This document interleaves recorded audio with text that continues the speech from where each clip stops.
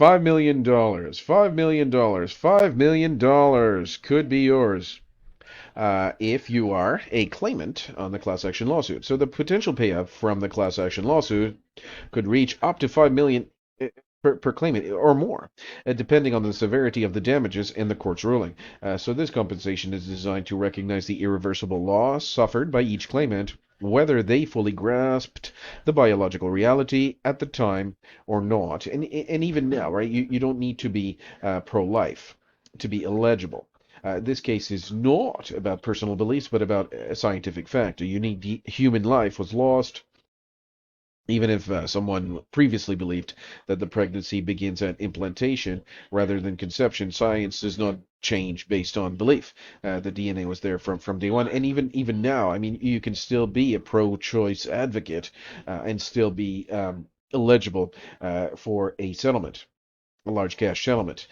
So this lawsuit holds accountable those who knowingly prescribed or administered abortifacient drugs without fully informing patients of the biological and ethical consequences. Whether a claimant identifies as pro-choice or not, they have still suffered intangible loss, and they are entitled to compensation for that loss.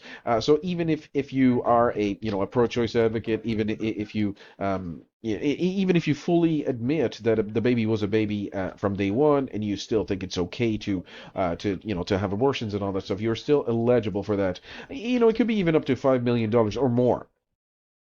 All right, so what does that mean? That means that there would be a class action lawsuit filed and against these people that will push see, the problem is the birth control does not actually prevent the pregnancy. So the baby is alive. The baby is alive for a number of days before it then they will say, the blastocyst, it will fail to implant. But that's not the scientific or biological reality. The baby, the small boy or the small girl, will die as a result of these abortifacient, these death drugs given by these abortionists. They're not even doctors, right? They're just, I mean, so they will violate their own, oath and morals and ethics, and they're just death drugs salespeople. That's all they are. That's all they are, and that's all they ever will be. So once you do this one time, your mind becomes once you're a killer, you will always be a killer. So these people are just murderers, and and I have to say, and this is extremely important, $5 million is nowhere near to the value of the baby that was lost. It doesn't. The baby was conceived, and that value was far in excess of $5 million, right? So far in excess of $5 million. Again, $5 million settlement, it could be yours if this class action lawsuit would be, and it does take a lot of preparation and evidence gathering, discovery phases, and to find third party. The people that will fund the class action lawsuit, and if there's a settlement, it could look like $5 million. Not for the mother only. This is $5 million for the father, because this is 50% of the small boy or small girl that died is 50% the father, right, and 50% of the mother.